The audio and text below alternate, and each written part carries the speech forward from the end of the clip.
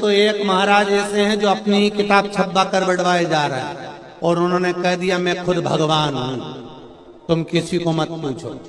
ऐसे लोग अगर तुमको किताब देने आए तो वही किताब उनके मुंह पे मार देना और कह देना भगवान एक ही है, वो देवदेव महादेव, वो ब्रह्मा विष्णु महेश है। वो किताब उन्हीं के मुंह पे मार दो। ऐसी किताब अपने को घर में लेकर भी नहीं जाना जो तुम्हें धर्म से काट दे, सनातन धर्म से वंचित कर दे। जो आज कहते हैं कि गणेश जी को मत मानो, राम को मत मानो, कृष्ण को मत मानो, शिव को मत मानो, वो एक दिन तुम्हें गर्द में खड्डे में ले जाकर पटक देंगे और एक दिन कह देंगे तुम अपने बाप को भी मत मानो। तुम्हारे पिता ने तुमको पैदा ही नहीं किया, तुम्हारी माता ने तुमको जन्म ही नहीं दिया। बार बार सौगंध दिलाएंगे, किताब छपा छपा के तुमको इसी पंडाल के बाहर बांटते मिलेंगे, खूब प्रेम से देंगे, ले जाओ ये किताब, फ्री है, फ्री है। सोचो 50 रुपए की किताब छपी होगी और फ्री में क्यों बांट रहे हो? मतलब ये पैसा तुम्हारे पास में यहां से नहीं आ रहा है, केवल सनातन धर्म को बर्बाद करने के लिए विदेश से पैसा आ रहा है। समझो, आज भी मौका है। तो रुको जरा, सब्र करो, बोला धक्का मुक्की नहीं करने का।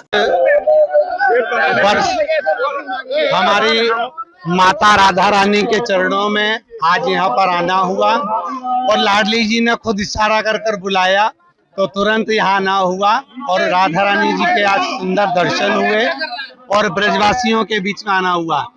मेरी वाणी से, मेरे शब्दों से जो भी चोट लगी हो उसके लिए मैं क्षमा चाहता हूँ। मेरी महारानी जी से, मेरी राधा रानी जी से, किशोरी जी से, लाडलू जी से क्षमा चाहता हूँ और ब्रजवासियों को भी मेरी वाणी से, मेरे शब्द से कोई ठेस पहुंची हो उनके भी चरणों में दंडवत कर कर प्रणाम कर कर क्षमा चाहता हूँ। और सभी मीडिया वालों से निवेदन है, सभी सोशल मीडिया वालों से निवेदन है कि किसी के लिए भी कोई अपशब्द ना कहे, राधे राधे कहे, हर हर महादेव कहे और सभी, चाहे मृदुल शास्त्री जी हो चाहे अन्य शास्त्री जी हो, किसी के लिए भी कोई अपशब्द का प्रयोग या किसी भी तरह का कोई प्रयोग नहीं दिया जाए।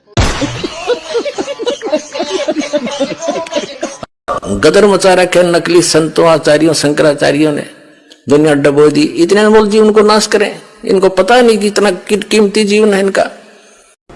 ब्रह्मा विष्णु महेश को हम छुड़वा सकते हैं? हम कोई बालक हैं? परमात्मा कबीर जी आदरणीय गरीबदास साहिब जी को सतलोक लेकर गए थे, वह सब सतिथि से परिचित करा कर, ब्रह्मा विष्णु महेश की सतिथि से परिचित करा कर वापस छोड़ दिया।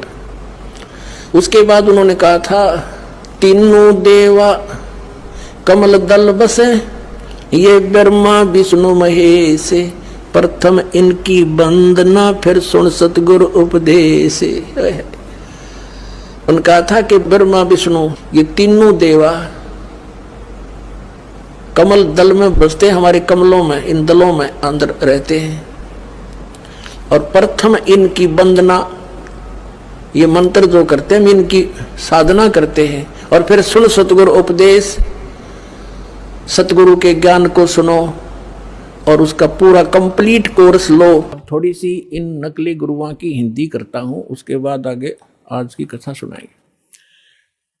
अब परमात्मा क्या कहा करते, गरीबदास साहिब को भगवान मिले, सचखंड ले गए, फिर वापस छोड़ा और परमात्मा ने पहले कहा था कि 12वां पंथ, जब गरीबदास 12वें पंथ का जो संचालक होगा, प्रवर्तक, उसके माध्यम से मेरी वाणी पुनः प्रकट होगी, मेरा ज्ञान दूंगा। और बीच में जैसे 600 वर्ष पहले कबीर साहब जी ने धर्मदास जी को जो ज्ञान दिया था वो कबीर सागर में लिपिबद्ध हुआ। तो परमात्मा ने पता था कि बीच में काल के दूत इसमें कोई ना कोई गड़बड़ करेंगे। आप एक अनुराग सागर है, कबीर सागर का एक चैप्टर है, तो ये कबीर पंथी विशेषकर उस अनुराग सागर को ही घसीट रहे थे।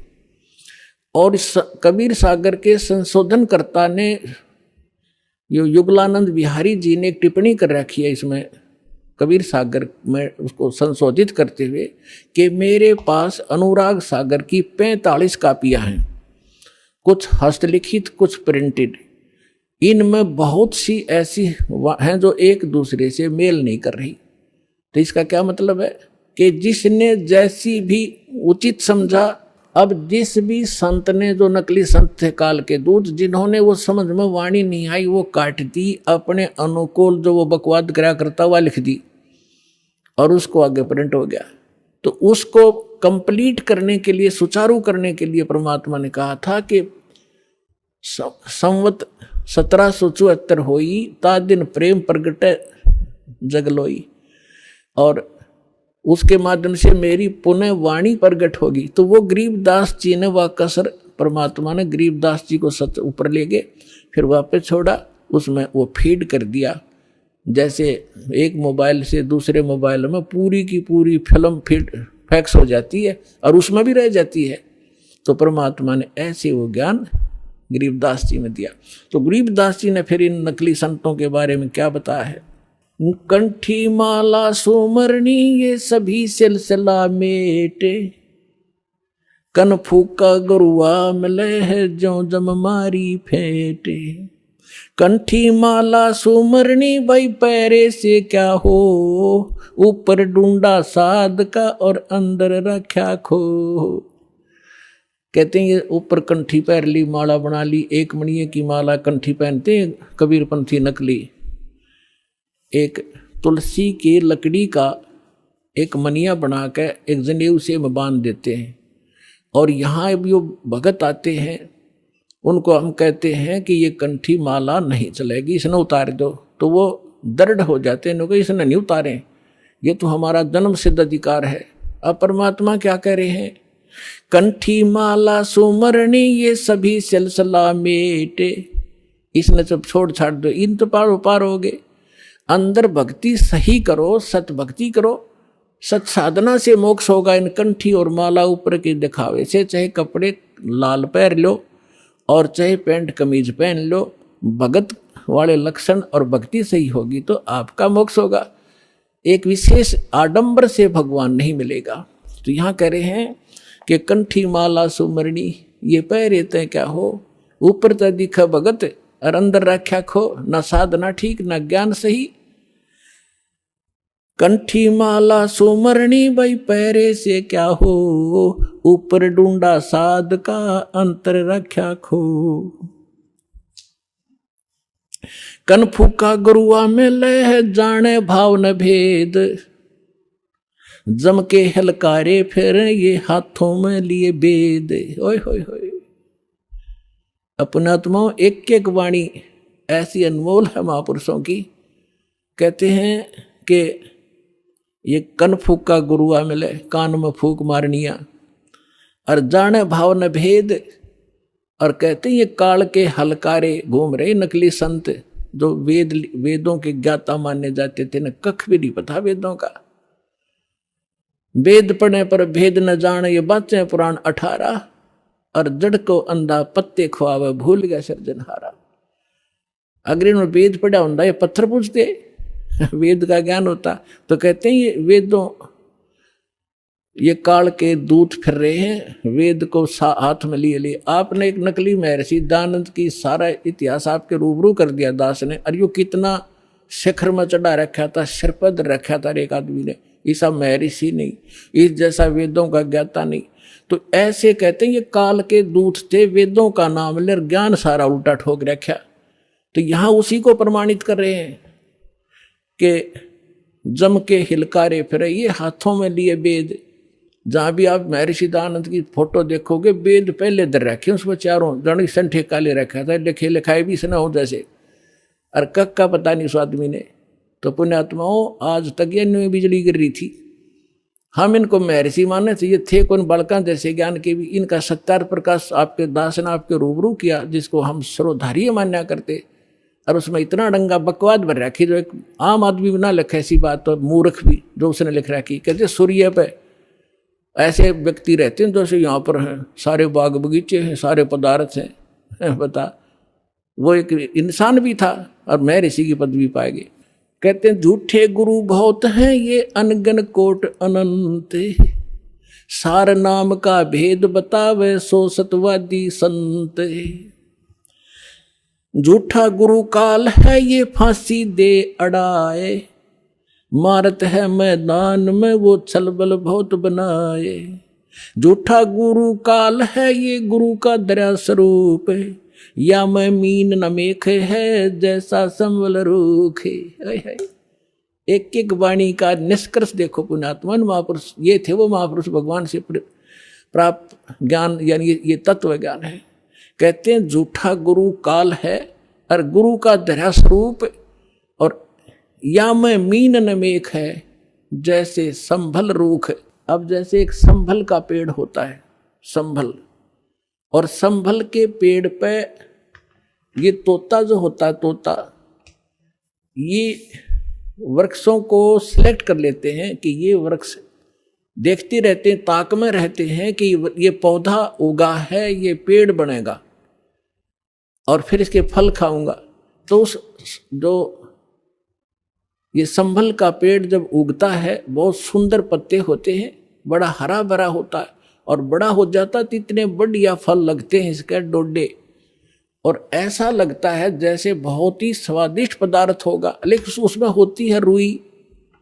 अब वो तोता ये देखता है कि ये फल पक गया, 12 वर्ष इंतजार किया कि फल खाऊंगा, इस फल यहाँ ये पेड़ घने हो गए वृक्ष इसके संभल के, और जब वो परिपक्व होते हैं, जिस उद्देश्य से वो चोंच मारता है, उसमें वो पदार्थ ना हो करके रुई उसके मुंह में फंस जाती है, उसने जान बचानी मुश्किल हो जाती है तोते।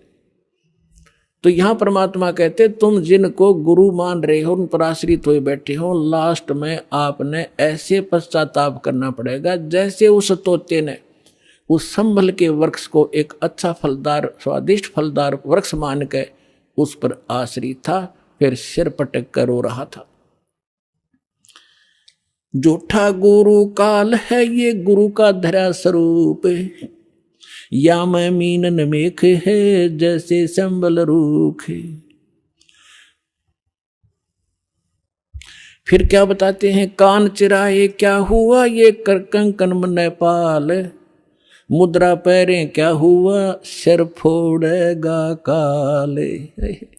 कहते हैं कान चिरानते, कान में मुद्रा पहनते, और 36 आडंबर करने से परमात्मा नहीं मिलेगा, और यम के दूत लठ मारेंगे तुम्हें तुम्हारे गिर के। कहते चुंडित मुंडित पकड़ लिए इनसे जम किंकर ना डरता। ये चुंडित कति जटा बड़ा बड़ा को बड़े बड़े राखों ऋषि दिखाई दे, और कति गोटम गोट करा रखा साधुपना दिखाने के लिए। कहते इन यम के दूत ना डरते इन बकवादों से, वो तो सत मंत्र जो सच्चा नाम जिसके पास होगा उससे भयभीत होते हैं। फिर क्या बताते, मौन रहा तो क्या हुआ ये बोलने से नो भेवे, मौनी वक्ता एक है ना पर से दल देवे। अब जैसे एक नकली था, आडंबर करे बिना इनका काम चला नहीं, दुनिया आकर्षित नहीं हो। एक ने कहा कि मौन धारण कर रखा उसने। एक कबीर पंथी घीसा पंथी संत था, और दास को पहले नाम देने का आदेश नहीं था जब तक 1988 से 1994 तक। तो दास इनको संत मान के इनसे परमात्मा ने इनकी तलाशी दिवानी थी मेरे थे, उससे मिलता था, चर्चा होती थी। एक दिन मैं गया तो क्या पता चला कि महाराज जी तो मौन व्रत रखा है 41 दिन का। मैं चलो भाई ठीक है, मैं बैठ गया तो वो निकला गुफा से बाहर। तो उसने क्या किया, एक स्लेट ले रखी जो बच्चों की होती थी पहले, स्लेट पत्थर की, और एक चौक ले रखा, उस पर लिखा कि भगत जी को चाय पिलाओ, स्लेट पे लिख दिया। तो वो चाय ले आए, फिर लिखा कब आए, वो बोला जी अभी आया हूँ। अच्छा, अब वो स्लेट पे लिखे और फिर उनको पानी पिलाओ। अब यहाँ वो परमात्मा कहते हैं कि मौन रहा तो क्या हुआ जो बोले सैनो भेव, इशारों से बात कर रहा, मन तो डिस्टर्ब हो लिया। बताओ उस मौन रहने से क्या लाभ हुआ तुझे। और मौनी वक्ता एक है ना पर सैदल देव, परमात्मा के पाने के लिए ये आडंबर केवल बकवाद मात्र है आपकी, इनसे ये भगवान नहीं मिले। और ये भोली आत्मा इन्हीं से प्रसन्न होते हैं बाबा जी भाई 41 दिन में। और फिर 41वें दिन उसने वो व्रत खोलना था, समागम हो गया, हजारों आदमी इकट्ठे हो गए, लाखों रुपये उसने मिल गए, हो गया उसका काम पूरा। अब वो भी पार है और चेले भी पार है दोनों गधे बनेंगे इकट्ठे।